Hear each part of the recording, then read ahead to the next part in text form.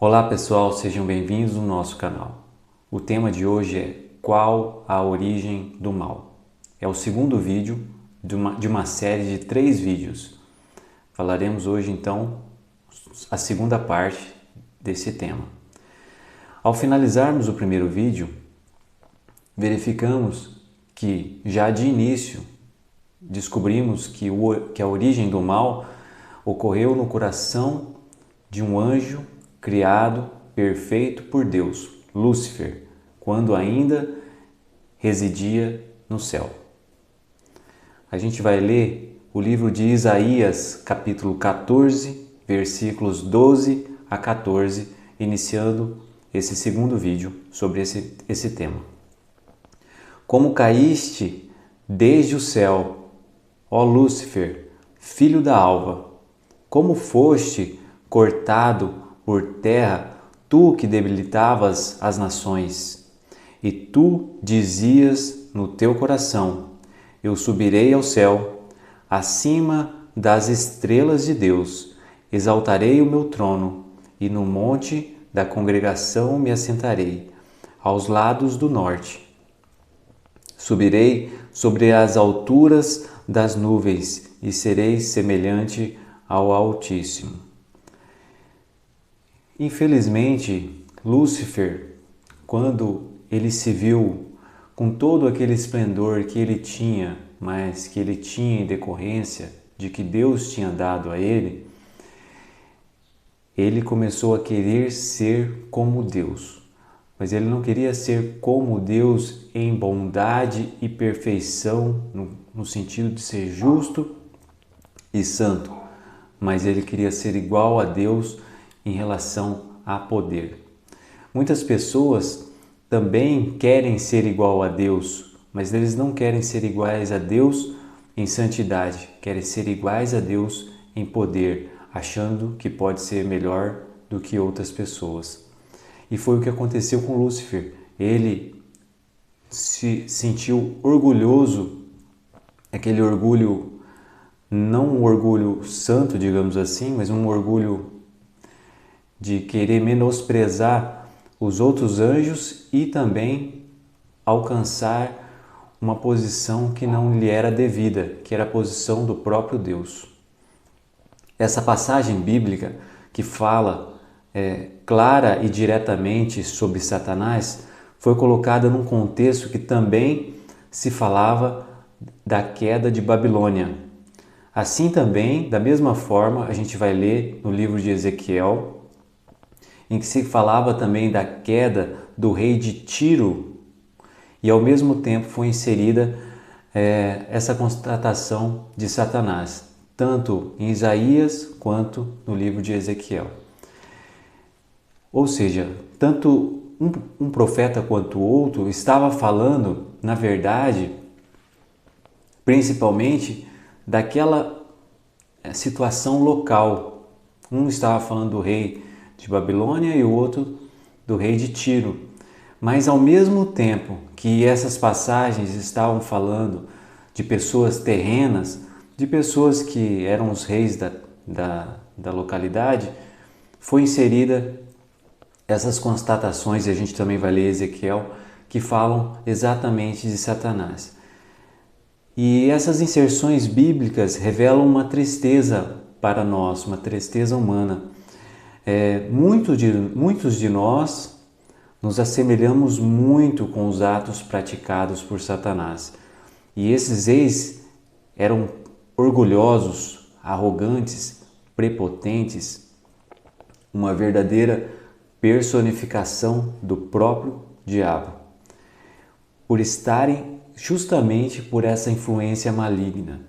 Quanto mais você estiver sendo influenciado por uma pessoa, mais você se parece com essa pessoa. Quer seja companhias boas, quer seja companhias ruins. Isso vai determinar muito como serão os seus atos. Então, como esses reis eles estavam sob o domínio de Lúcifer de uma forma muito intensa, eles se pareciam muito com ele. Eu vou ler agora o livro de Ezequiel, que constata também essa informação agora pelo profeta Ezequiel em relação ao rei de Tiro, mas também inserindo essa informação sobre Satanás. Ezequiel capítulo 28, versículos 12 a 17, que diz o seguinte: Filho do homem, Deus falando a Ezequiel, Filho do homem, levanta uma lamentação sobre o rei de Tiro e diz-lhe: Assim diz o Senhor Deus, tu eras o selo da medida, cheio de sabedoria e perfeito em formosura. Estiveste no Éden, jardim de Deus, de toda a pedra preciosa era a tua cobertura, sardônia, topázio, diamante, turquesa, ônix, jaspe, safira, carbúnculo, esmeralda e ouro.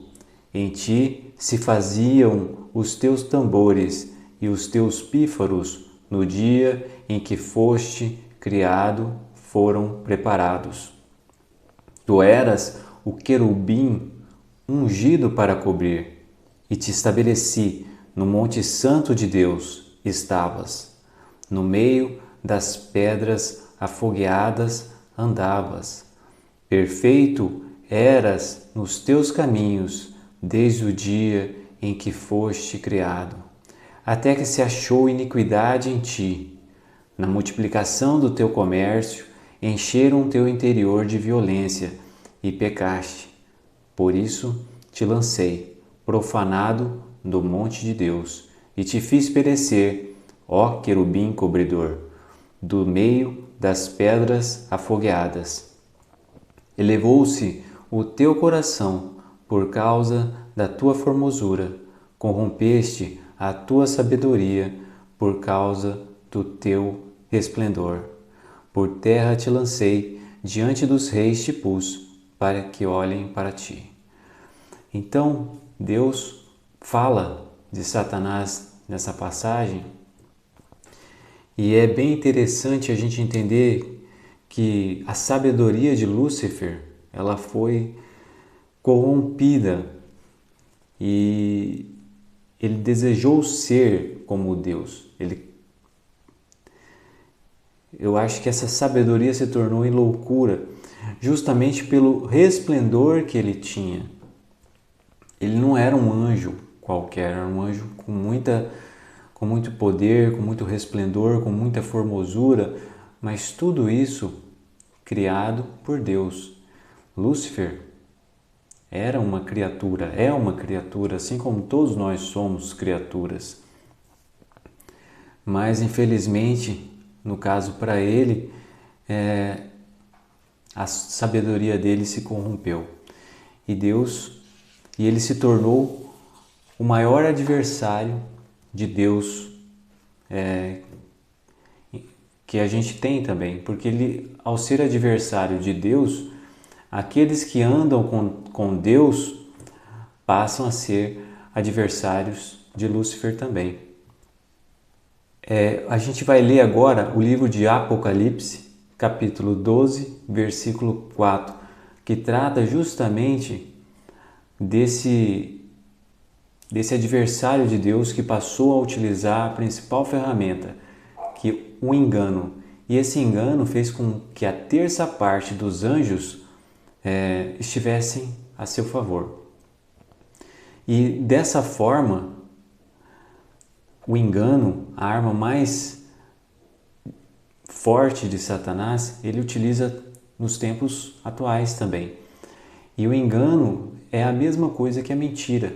Então, a mentira, para ele poder convencer outras pessoas que Deus era injusto ou que ele falava a verdade contra Deus, ele tinha que utilizar a mentira, o engano. Porque se ele fosse utilizar a verdade, sabendo que Deus é justo completamente, ele não conseguiria trazer para ele esses seres. Ele só consegue trazer seres que são enganados ou que já têm a propensão para serem enganados. É muito interessante essa questão de fake news, tanto aqui no Brasil quanto nos Estados Unidos. Tem muitas pessoas que acreditam mais na fake news do que na própria notícia real ou verdadeira, porque ela já está propensa a querer acreditar naquela mentira. Então, aquela mentira, ela se adequa ao que ela imagina, mas ela não verifica, ela não busca saber a verdade, ela prefere acreditar naquilo que vai de encontro ao que ela acredita ou infere poder ser verdade. Então, acho que os anjos, Eva, Adão, todos esses que foram enganados, eles foram enganados, mas porque eles também tinham uma propensão a acreditar naquelas mentiras e não acreditar na verdade que era contada por Deus. Vamos ler Apocalipse 12, versículo 4, que diz o seguinte: E a sua cauda levou após si a terça parte das estrelas do céu. Estrelas, entenda-se aqui, anjos. E lançou-as sobre a terra. E o dragão parou diante da mulher que havia de dar à luz, para que, dando ela à luz, lhe tragasse o filho. Então, a guerra, quando Lúcifer foi precipitado do céu, ele trouxe com ele uma terça parte dos anjos e a guerra começou. E a humanidade passou a fazer parte dessa guerra. Inclusive, a mulher aqui significa igreja. E Jesus Cristo venceu o pecado. Desde Gênesis se conta que haveria uma guerra, porém inimizade entre ti e a mulher, Deus falando à serpente. Esta, no caso a mulher, te ferirá a cabeça e tu lhe ferirás ao calcanhar. Então essa guerra existe, mas a humanidade, por conta de Jesus, esmagará a cabeça da serpente. Como já esmagou, porque Jesus já morreu por nós na cruz do Calvário. Temos a expectativa da vida eterna. Já aguardamos a segunda vinda de Jesus Cristo apenas para que essa execução dessa sentença ocorra e ocorra o juízo final. Digamos assim, como Satanás é um ser sagaz, ele conseguiu enganar a terça parte dos anjos. E a gente vê que o engano é a arma principal que ele utilizou para enganar a todos esses seres que temos conhecimento. E hoje em dia ele continua enganando as pessoas com mentiras, porque as mentiras elas podem ser misturadas com pequenas verdades e se tornam mentiras. E elas se tornam mais, digamos assim, passam a ter mais autoridade essas mentiras quando elas se misturam com verdades. Então parece que essa mentira, quando misturada com algum tipo de verdade, parece até que ela é verdade, mas ela é a mais perigosa, porque a pessoa acaba acreditando numa meia-verdade que acaba sendo uma mentira. Eu vou ler uma outra passagem que Jesus fala sobre Lúcifer e sobre aqueles que andam sob a influência de Lúcifer. Livro de João, capítulo 8, versículo 44, que diz o seguinte: Vós tendes por pai ao diabo e quereis satisfazer os desejos de vosso pai. Ele foi homicida desde o princípio e não se firmou na verdade, porque não há verdade nele. Quando profere mentira, fala do que lhe é próprio, porque é mentiroso e pai da mentira. A gente vê que a Bíblia mostra que Lúcifer utiliza o engano, a mentira, sendo considerado pelo próprio Jesus como o pai da mentira. Então, a guerra de ideias no coração, ou melhor dizendo, na mente humana, é uma guerra muito forte. A gente tem a palavra de Deus, a Bíblia, para que a gente possa se basear nela, para que a gente não tenha também, que a gente não venha cair também nesses enganos, porque somente com a palavra de Deus e orando a Deus a gente pode estar livre disso. Mas a palavra de Deus foi deixada não para que poucas pessoas a lessem, mas que eu e você pudéssemos examiná-la de dia e de noite, porque Deus deu também essa prescrição a Josué. Quando Moisés faleceu, Deus falou a Josué, olha, medita nesse livro dia e noite, não é nem uma vez por dia, é dia e noite, para que você seja bem-sucedido em tudo que você for fazer. Porque se a gente estiver sob a influência de Deus, obtendo o entendimento da Bíblia, a gente vai poder andar nos caminhos de Deus. E por mais que a gente possa ter problemas ou aflições em determinadas circunstâncias da vida, nós sabemos que Deus está passando conosco aquelas provações e querendo que tenhamos êxito em tudo. Vamos finalizar agora esse segundo vídeo, sabendo que o engano é uma marca do diabo. Só há engano com a mentira.